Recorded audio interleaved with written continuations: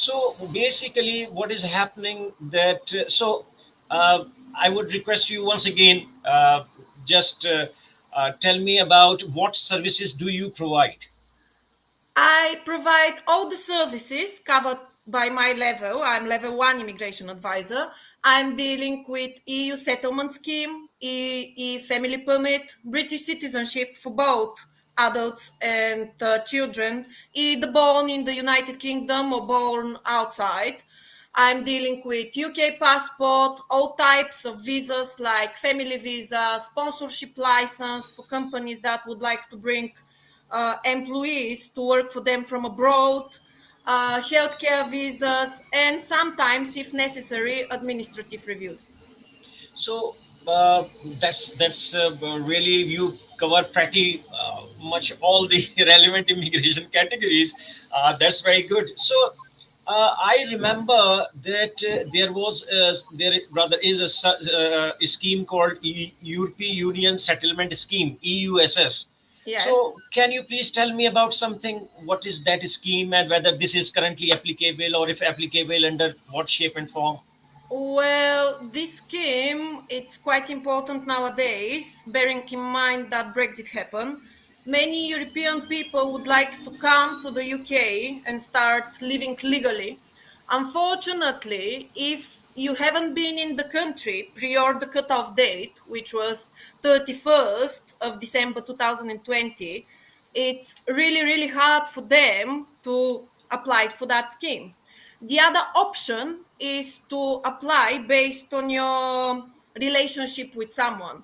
This someone, unfortunately, cannot be just a friend or Yes. a brother or a sister or an uncle. We need to Yeah. prove that this relationship is legit and it's real and it's actually existed prior the cutoff date.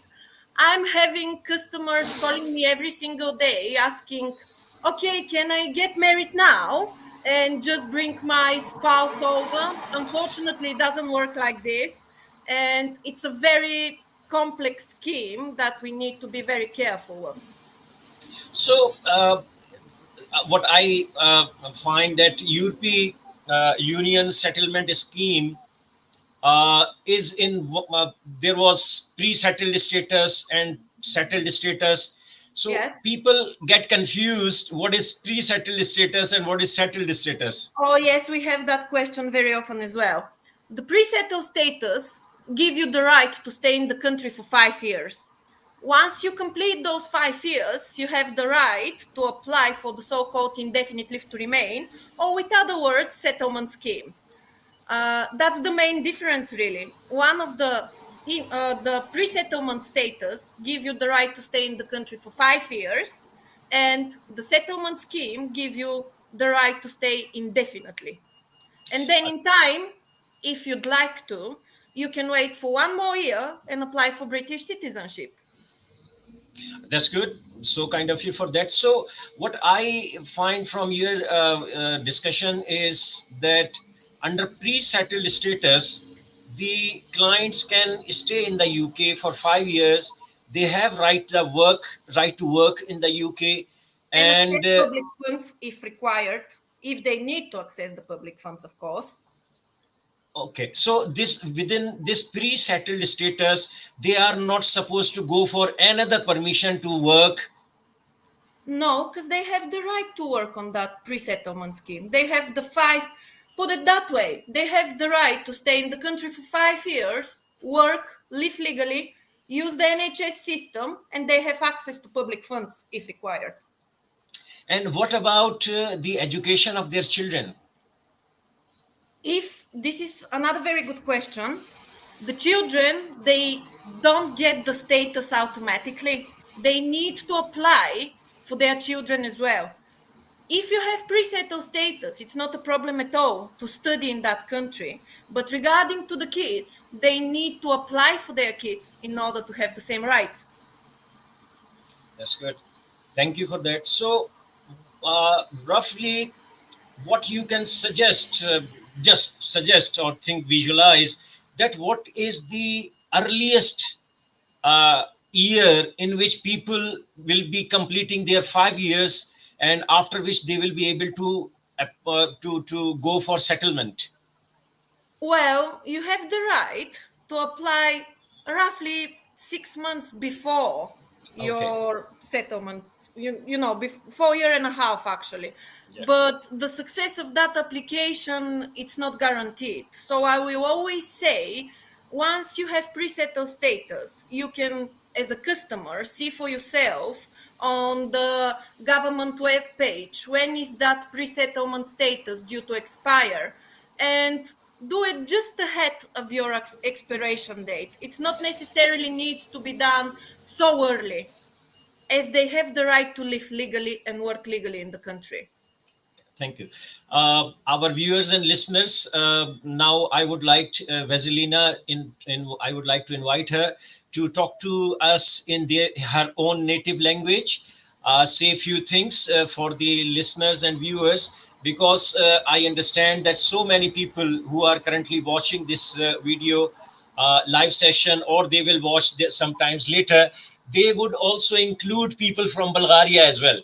So I would like Vasilina to say something of importance that will make the Bulgarian speaking people understand few things about pre-settled status, settled status, working rights, children education, children application. I will welcome Vasilina now. Thank you very much for that opportunity. I will carry on Bulgarian now. I think that I covered most of the points. I explained what is pre-settled status, what is settled status. I also explained that the children that does not get anything automatically from the parents, and I believe that I covered all the people that can apply for that scheme. I cannot hear you, I'm afraid. Yeah, Thank you, fantastic. Vasilina. Thank you for explaining. Now I would like to talk about what was the date, what was the cutoff date for applying for pre-settled status? The cutoff date was 31st of December 2020 at 11 o'clock in the evening. Okay, so people who have come on date or on or before their date, so they have the right to apply for pre-settled status. That's correct. Okay, now uh, just a minute. Yeah, I can see someone else is joining us. Yeah, there are so many people, but I'm not trying to add them. Okay, so now my question to you is that those people who are coming after the cutoff date, so This what is law applies to them? Again, this is a very tricky point at the moment, because if those people have someone in the UK who is their relative, again, very important to notice here that this relative needs to be direct family member, either mother, father, grandfather, or spouse or married partner. If they can prove their relationship, they can be applying on the basis that they're in that relationship with that person, with all the supporting documents like birth certificate or marriage certificate or etc. And in some points, I just want to give an example of the case that I had recently. For example, if a person who is settled at the moment in the UK would like to bring their mother or father, let's say mother, we need to prove that this person, bearing in mind that it's in a particular age, we need to prove dependency. Either that this person has received money transfer from the sponsor, or that this person needs medical reason, or medical, he needs to be in the country because he needs to be taken care of. At the moment, those are the most complex situations, because many people believe that if they just prove their relationship with that person, being mother, father, with the birth certificate, it's going to be good enough. Unfortunately, it's not how it's working at the moment. We need to prove either the dependency or the medical issue that the other person eventually has. This also relates to children which are over the age of 21. Because if you're under age of 21, it's easy enough. With the birth certificate, we can prove that it's still a child according to UK law. But if it's over 21, again, we need to prove why this person would like to join their parents and what type of dependency this person has from his parents. That's good. So kind of you. if So yeah, if carry we on, please. cannot prove that, I'm sorry to interrupt, if No, we you are cannot welcome. prove that, there are other ways to come to the UK, either using family permit or different types of visa. That's good. That's good. So kind of you. So now this was about family types of family visas. If I invite your attention to the people who want to work in the UK, so what the law says about them now? Is this person ever been to the UK? If this person have never ever been to the UK, unfortunately they need to apply for visa. Visas of different types is either temporary work visa or skilled worker visa, and being sponsored by someone to come and work into that country legally. So how does this sponsorship works?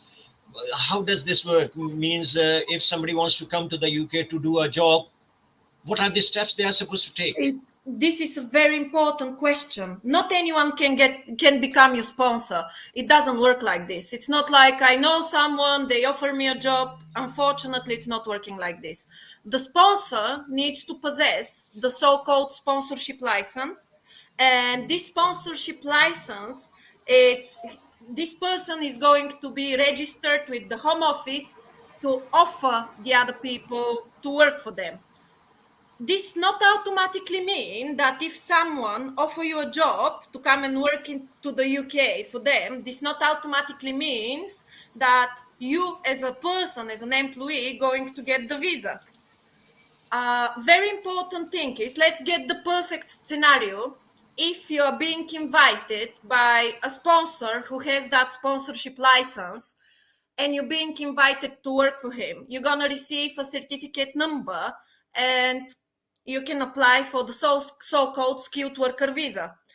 As the visa name states, you need to have specific skills in order to come to that country. You cannot simply apply to work as an engineer if you are a chef, for example. You need to cover your skills and prove your skills in order to come and exercise your skills. Uh, of course, there are other details of the sponsors. They have some obligations that they need to fulfill for the employees. They need to give a specific salary. They need to take care of that person. And if you come on that visa, the skilled worker visa, you have the right to work for your sponsor for the length of the visa, either for 3 or 5 years. Very important thing is that prior the application, you're paying the application fee, you're paying the NHS surcharge, which is quite a lot of money, and it's again, you're paying them before you submit, actually with the submission of your application, I'm sorry. This NHS surcharge, it's for the purpose of that person to be able and eligible to use NHS once already in the country.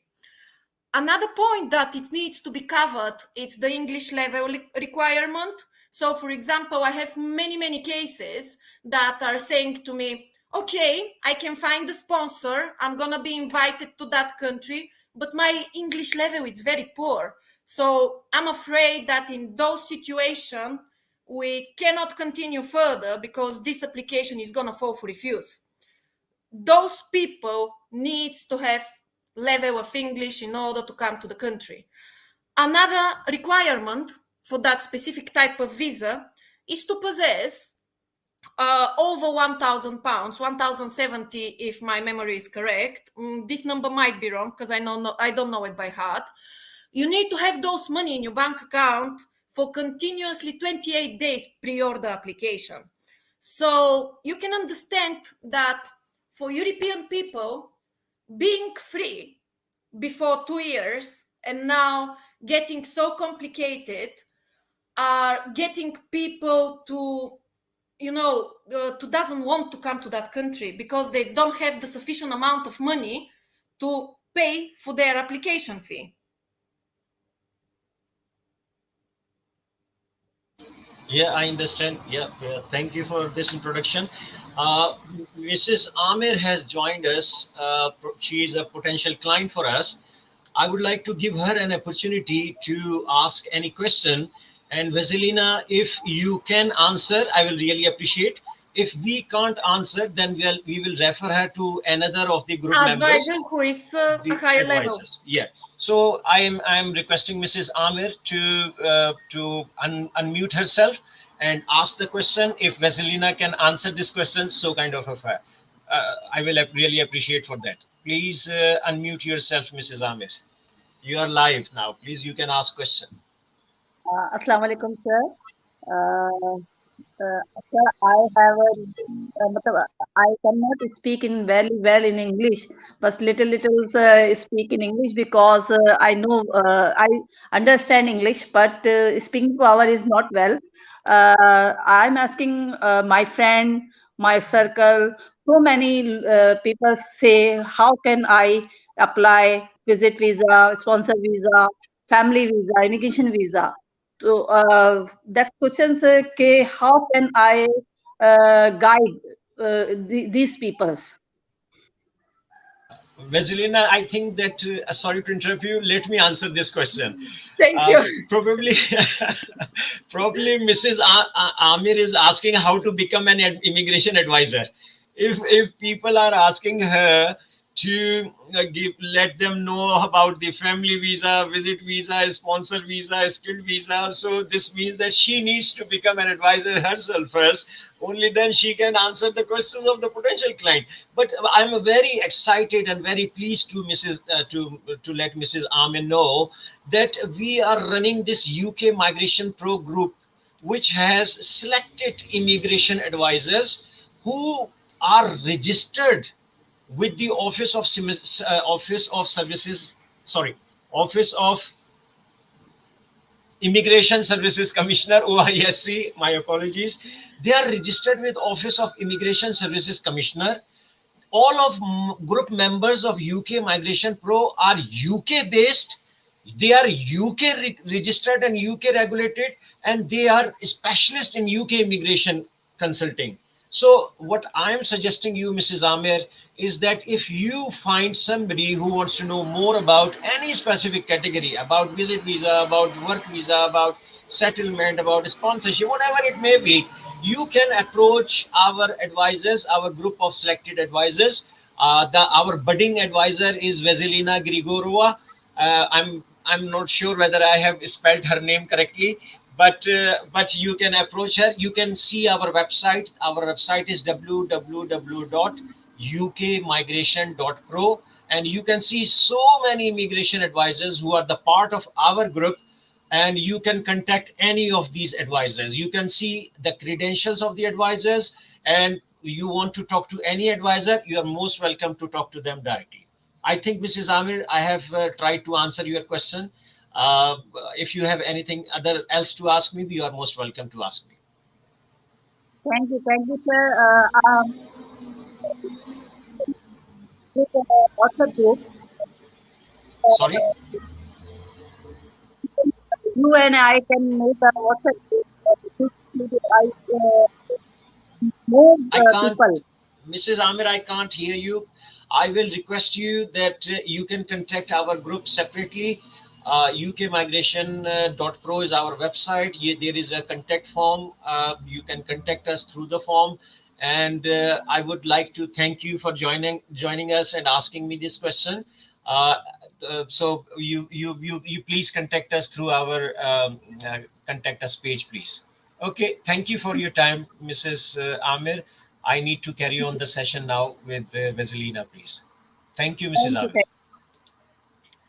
Yeah, Vasilina. So now I'm really really very thankful to you for giving so much advice, because this is not my area of specialization.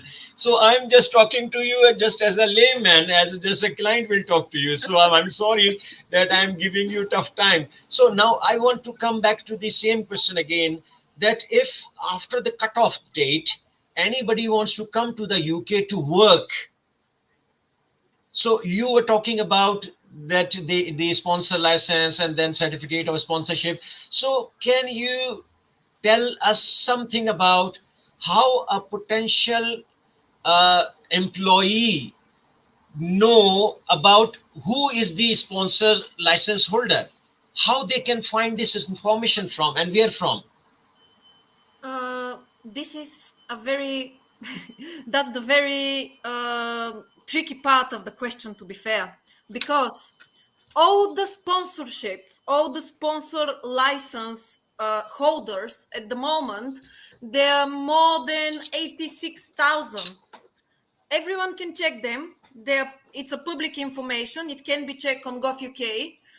Unfortunately, if the person would like, let's say, a potential client who has a specific skills would like to come and work in the UK, it's not that simple to find a sponsor. You can imagine going to 86,000 sponsors on gov.uk and just randomly selecting them and asking them via email or via phone, oh, hello, do you need me to come and work for you? This is something that my company offers as a service to approach a specific numbers of sponsors regarding the qualifications or the skills that the potential customer has, and to present who we are and ask them with the CV of that person whether they need this person or not to work for them. This is the hardest part for the people at the moment, because if they want to come and work as a long-term relation, either for 3 or 5 years, it's a very difficult thing to find a sponsor. Of course, there is also the chance of the temporary work visa, but this is just for 6 months, and many people doesn't like that option. So thank you, Vasilena. May I request you to repeat the same information in your Bulgarian language, so that people can know more about this category of visa, or what information you have just provided, please? Would you like me to explain everything for skilled worker visa, or would you like me to explain just the sponsorship requirements? No, no, just whatever you have just told me about this, told about the viewers about this. Now you please repeat the same thing in Bulgaria, please, in Bulgarian language. I will do. Thank you. Здравейте отново. До сега с Ахмед говорихме за начините, ако вие като потенциални хора, които бихте желали да дойдете да живеете и да работите в Великобритания, ако не падате под категория да кандидатствате за системата за отседналост и не сте успяли да докажете нито зависимост, нито че сте били в страната преди 31 декември 2020 година. Тогава пред вас стои опцията за така наречената Skilled Worker Visa. Тази Skilled Worker Visa, както говори името ѝ, за нея трябва да притежавате определени квалификации. Също така трябва да имате спонсор, който спонсор не може да бъде всеки, за съжаление. Този спонсор не може да бъде ваш приятел, който работи в някоя компания. Този спонсор трябва да бъде утвърден от Home Office и да бъде в листата на утвърдените Sponsorship License Holders. Това какво ще рече? Това ще рече, че трябва да бъдат утвърдени от Home Office и да имат право да ви поканат да работите в Великобритания. За да може да кандидатствате за тази виза, вие трябва да имате определени качества, които трябва да докажете.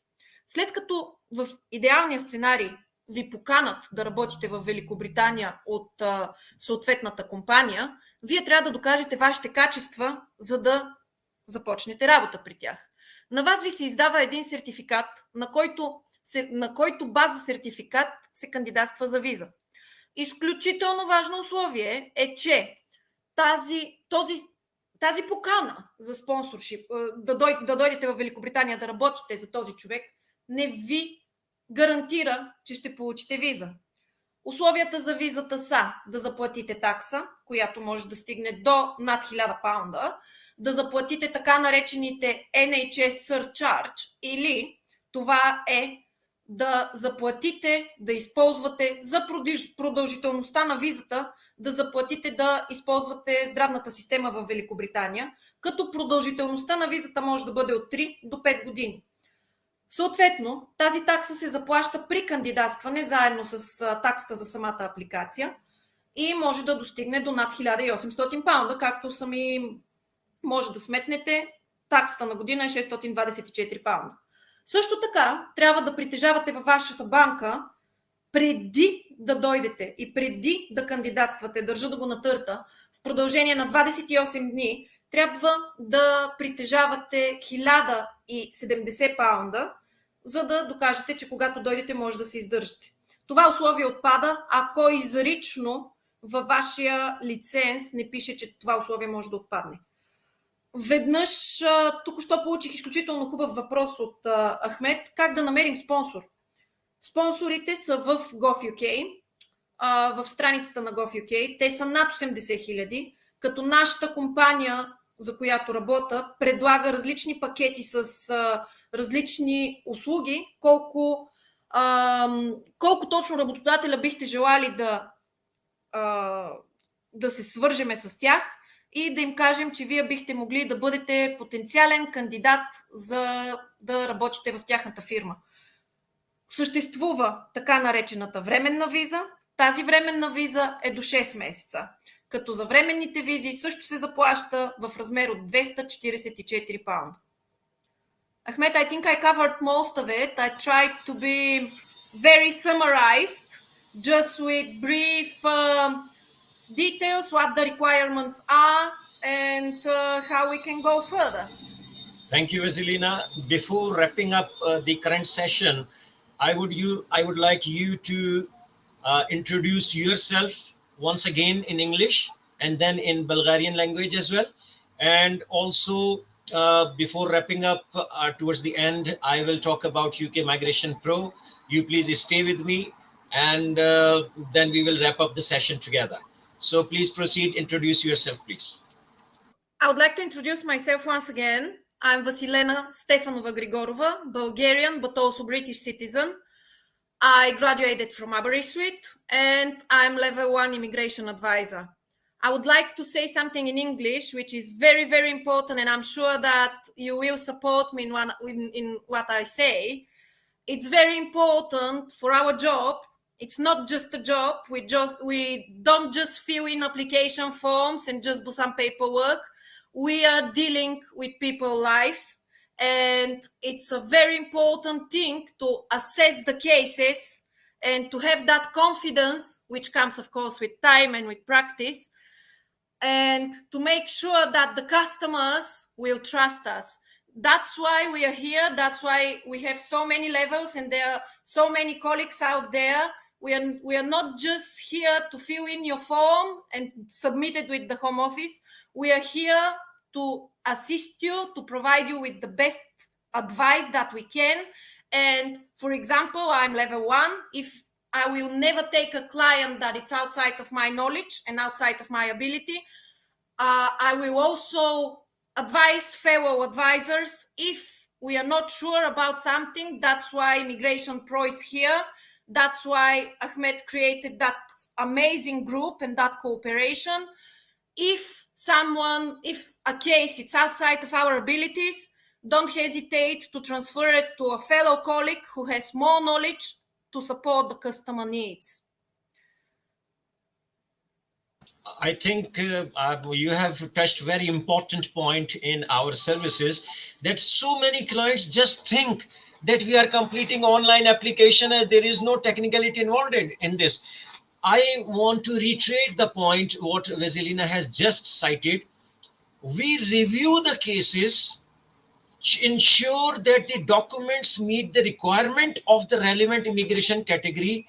If the documents meet the requirements, only then we proceed for the application. Otherwise, we tell client, look, please don't proceed. We will not handle your case. because you do not meet the requirements of the immigration category. So this is not just completing online application, it is reviewing the whole case in entirety and then guiding you, the clients. So this is the application, completing application is a small part of the whole service we provide, but the bigger part is to give you the advice. And we are registered immigration advisors, we are selected immigration advisors in UK Migration Pro Group, who ensure that should we proceed or should we not proceed.